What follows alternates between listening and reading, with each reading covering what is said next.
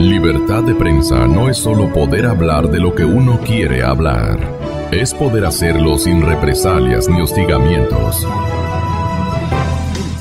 Señor general, bienvenido, buenos días. Venezuela es un ejemplo que se lo usa, el señor presidente Correa hace un momento escuchábamos, usaba por el calentamiento de las calles, por el tema de las elecciones. Otros políticos dicen no queremos llegar a lo que está pasando en Venezuela. El señor presidente proclamado ayer, diríamos, licenciado Moreno, dice no somos Venezuela, aquí hay papel higiénico hasta en las esquinas, a la venta allá no hay, lo cual también admite que en Venezuela hay un problema, ¿no? Bienvenido, general, buenos días. Sí, muy buenos días, qué gusto estar con usted, Francisco, en este panel tan importante, en un momento tan oportuno. Debemos entender el modelo que se ha aplicado en Venezuela, podemos llamarlo el chavismo, y entender que el chavismo deriva del modelo cubano. Ustedes saben muy bien que Cuba tuvo que enfrentar, luego de que se identificó ya como una revolución comunista, porque al principio era una revolución democrática, tanto así que los propios Estados Unidos le apoyaron a Fidel Castro en contra de esa bárbara dictadura también, aunque era un gobierno disfrazado de democracia, de Batista, ¿no? El sargento Batista, que había llegado a apoderarse del poder y ejercía de una manera abusiva, drástica, y controlaba todas las instituciones. Bueno, tuvo que enfrentar a Cuba, Bahía de Cochinos, por ejemplo, ¿no?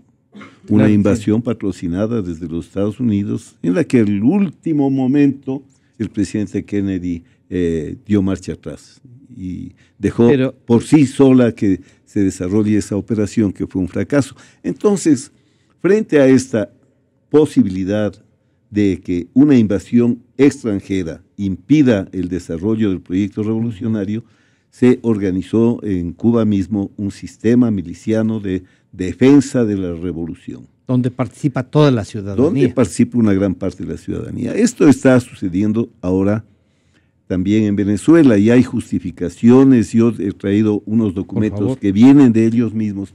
Por ejemplo, este tema del Plan Sucre que ellos aplican. Dice, voy a leer, en cuanto al desarrollo de la doctrina militar venezolana, que eso es el Plan Sucre.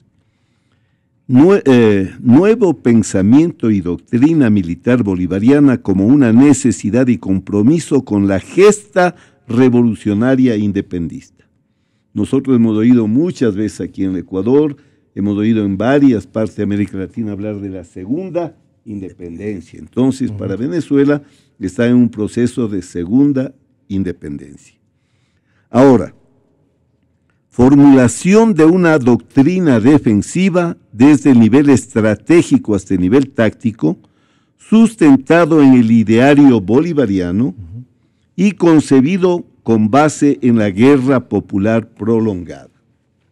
La guerra popular prolongada es la doctrina maoísta de la guerra revolucionaria, con las fases de defensa, cuando son débiles las fuerzas, cuando logra desarrollar sus bases, se pasa a un momento de equilibrio de fuerzas, ofensiva-defensiva, y cuando ya está debilitado el enemigo, se pasa a la ofensiva estratégica. Eso es la guerra prolongada en términos de la doctrina de Mao Zedong. Entonces aquí están hablando de la guerra popular prolongada.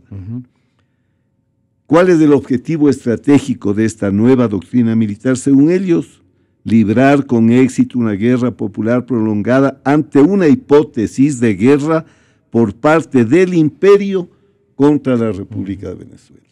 O sea, se justifica esto frente a la posibilidad de que los Estados Unidos, como han hecho tantas veces además en América Latina, vayan a meter las manos, y no solo las manos, sino también las botas en ese territorio. Ahora, en el tema de instrucción, de preparación de la gente, ellos hablan que hay que hacer una transformación sobre la base de esta doctrina de enseñanza y aprendizaje de las Fuerzas Armadas bolivarianas que son Ejército, Marina, Aviación y Guardia Nacional, la milicia bolivariana y el resto del pueblo. O sea, están hablando, como se hablaba en Vietnam, de una guerra popular, Y el sistema educativo debe además dirigir un proceso sistemático para modificar, mejorar y ampliar los conocimientos y habilidades del personal para la defensa integral de la nación. Al saludar nuevamente al embajador Marcelo Fernández de Córdoba, siempre encontramos que en un momento dado hay un sentido para que se produzcan estas cosas y después se pierde el sentido y vuelven y atropellan más de lo... Claro, uno piensa en Nicaragua, uno piensa en la propia Venezuela, más de 10 años, más de 20 años. Estos sentidos desde el punto de vista diplomático. Claro, los Estados Unidos tienen una historia de intervención, pero a veces también pedido desde adentro de los países, ¿o no, embajador? Bienvenido nuevamente. Muchas gracias. Bueno, en realidad este es un tema muy complejo, muy complejo. Las circunstancias actuales no son las mismas de hace 10 años, mucho menos de la década del 30 o de la década del 20, cuando las intervenciones norteamericanas se daban sobre todo en Centroamérica, con cualquier excusa. La situación ha cambiado notablemente y espero que ese cambio se mantenga. Al decir espero que ese cambio se mantenga, me estoy refiriendo a la posición actual del presidente Trump, que es una posición Estados Unidos y solamente Estados Unidos.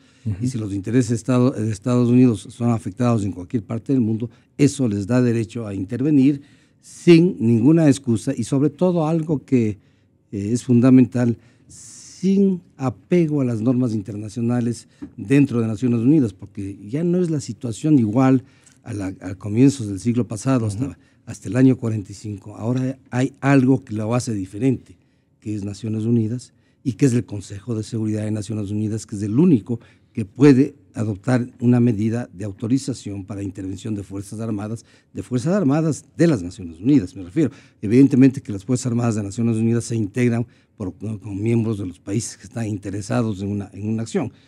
Recordemos lo que pasó en Corea, que es el tema actual, el tema del día, Corea de Estados Unidos frente a Corea.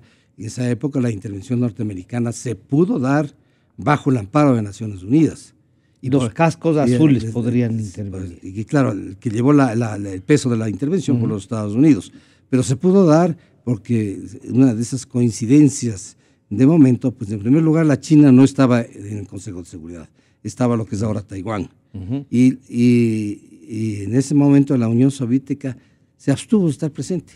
Entonces no hubo veto que es lo que paraliza Naciones Unidas. Pero bueno, dejando eso al margen de la situación y refiriéndonos a lo que está ocurriendo en Venezuela, como muy bien Paco Moncayo ha mencionado, es una revolución y como toda revolución tiene que tener un objetivo. Claro. Y ese objetivo es pelear contra el imperio, que es el tema álgido en este momento. Lo que ha venido dándose en los últimos años, desde el inicio de la presidencia de Chávez hasta ahora prácticamente, la guerra entre el imperio y Venezuela no ha pasado más allá de una guerra verbal. ¿Por qué? Porque hay otros intereses. De comercio, petróleo. Es el mayor comprador de petróleo ha sido tradicionalmente Estados Unidos a Venezuela. La propia Venezuela, ¿no? Ahora, claro, esto del petróleo también en este momento está cambiando. ¿Sí? Porque Estados Unidos está caminando muy rápidamente hacia un autoabastecimiento. Y de hecho, en los últimos 2 o 3 años, las importaciones de petróleo de Estados Unidos a Venezuela han bajado considerablemente. Por otro lado, también, como éxito de la revolución bolivariana, la producción de petróleo ha disminuido. Claro. Y digo como éxito un poco irónicamente, ¿no? Porque de los millones de barriles de petróleo que tenía cuando asumió Chávez a lo que hay ahora, hay una considerable disminución en la producción. Ahora, ¿qué es lo que ha ocurrido en el campo internacional? Particularmente en América Latina, estamos viendo que hace días, y viene desde hace algunas semanas, hasta quizás meses atrás, hay un interés de varios países en que Venezuela recobre las libertades fundamentales. Y el rol del secretario general de la OEA ha sido el rol de la OEA importante, ¿no? Y este rato hay un rol especial que no se le ha dado la importancia que tiene, porque hay 11 países latinoamericanos que piden que se vuelva que inmediatamente se proceda a una elección, se liberen a los presos políticos, que es fundamental, ¿no? Pero una elección en bases de libertad, no una elección amañada en la cual volvería a ganar naturalmente Maduro, claro. Y que están acostumbrados a eso, porque uno de los temas de la revolución del marxismo del siglo XXI es permanecer en el poder. Ya estamos viendo lo que pasó en Nicaragua, estamos viendo lo que ha pasado en Venezuela, que es un continuismo que a todas luces en la elección que ganó Maduro hay serísimas dudas de que ganó limpiamente, sino a través de un fraude. Y estamos viendo que en Bolivia el Evo Morales está jugando otra vez para ver si es que lo que le negó ya un plebiscito, la Constitución, podría pasar una enmienda como aquí. Está tratando de reelegirse. Entonces es un hecho permanente de esta revolución del siglo XXI, el mantenerse. Hay una matriz entonces. Hay una matriz para mantenerse el poder, por muchas razones. En muchos casos, el mantenerse en el poder es simplemente, ¿no?, para tapar lo que se ha hecho anteriormente. No construyeron una puerta de salida. Entonces, para tapar, para evitar porque en todos estos países, yo diría salvo a Bolivia, le pongamos un poquito a un lado, porque la situación económica de Bolivia es diferente, salvo en todos estos países ha habido una gran corrupción, y que la tenemos aquí en el país también. Entonces, General, esto, ¿cómo responden los militares? Usted decía, vea, aquí no puede pasar, y yo le decía, si es que no los cooptan o captan, como quieran decirle, las dos formas, ¿pueden hacerlo o no? Bueno, en realidad también hay que entender que el golpe en Venezuela fue un golpe de militares, con Chávez a la cabeza. Por eso ellos siempre hablan de un proceso cívico-militar.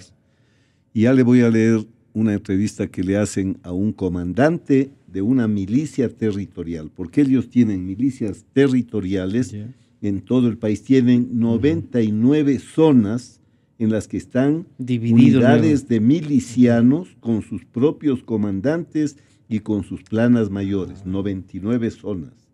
Además, estas zonas pueden ser urbanas o rurales, de manera que hay un control territorial desde el poder a través de estas milicias que se entendería necesario y conveniente en caso de una invasión foránea, pero que en este caso se está utilizando para sostener a un gobierno impopular en el cual más de la mitad de los venezolanos no cree y no confía. No puede haber una guerra popular cuando el pueblo resiste al poder.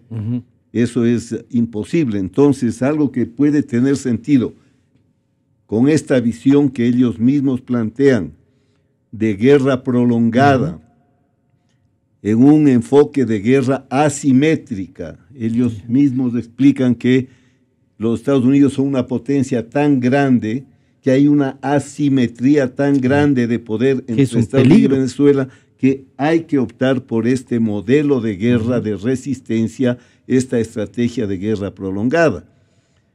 Esa estructura territorial también tiene un enfoque institucional, o sea, en las empresas del Estado, en las instituciones, hay células o grupos que están dispuestos a movilizarse. Como usted verá, hay toda una estructura que está montada y que realmente están queriendo activar ellos. Esto es lo que están haciendo. Ahora están utilizando la estrategia sobre la base de que hay una guerra económica que está aplicando el imperio en contra de Venezuela. O sea, no hay, usando a la oposición. No hay una ocupación militar de Venezuela, pero hay una guerra económica que le están haciendo, un intento del golpe de Estado en contra de un gobierno legítimo como el de Maduro, y por lo tanto están planteando que activan esta estructura para proteger la democracia, entre comillas, la legitimidad del poder de Maduro, entre comillas, y que para ese fin sí pueden activar estas milicias, porque hay una guerra que está haciendo el imperio que no es militar, pero económica. Y estos millones, en un momento dado, ¿tienen o no esto de la obligación también de decir, a ver, aplicando todas las leyes y la estructura que han generado, estos que ya son la mayoría no van a poder llegar? ¿Le ha pasado eso en otro país? Bueno, el juego del poder siempre cambia y se mueve en direcciones diferentes, pero particularmente cuando existen situaciones como la que estamos comentando, en que hay una mayoría, realmente en Venezuela se han hecho encuestas en que pasan de un 70% de venezolanos que quieren un cambio, absolutamente quieren un cambio, y se reprime ese cambio por la fuerza y se mantiene un gobierno por la fuerza, ese gobierno ha perdido legitimidad. Porque la legitimidad de un gobierno viene no solamente de las urnas, viene de la aprobación popular, de la aprobación del pueblo. Hay gobiernos que nacen legítimamente, pero en el transcurso del tiempo, como sería este caso, van perdiendo esa legitimidad por distintas razones y la mayoría de un país quiere un cambio. De ahí hay ciertos mecanismos que facilitan una renovación pacíficamente y en democracia, que es lo que se ha evitado en Venezuela. Y en Venezuela, pues lo que está en este momento, pues ya es una dictadura abierta totalmente, se ha quitado la máscara, como digamos, una dictadura que quiere mantenerse en base de la fuerza. Pero hay algo fundamental que Paco ya lo topa, ¿no? Desde el inicio de la presidencia de Chávez se empezaron a crear las fuerzas bolivarianas, es decir, una especie de ejército paralelo que no obedece a la organización militar, que son estas fuerzas nacionales liberales que está hablando el presidente Chávez, que va a armar a 500,000 y luego va a armar a 1,000,000 de personas. ¿Para qué? Está clarísimo, no es para luchar contra el enemigo que está afuera, es simplemente para poder presionar o poder prácticamente subjulgar a la población, que esta población dice no, queremos un cambio. En estos casos los elementos democráticos tienen que estar presentes. ¿Qué es lo que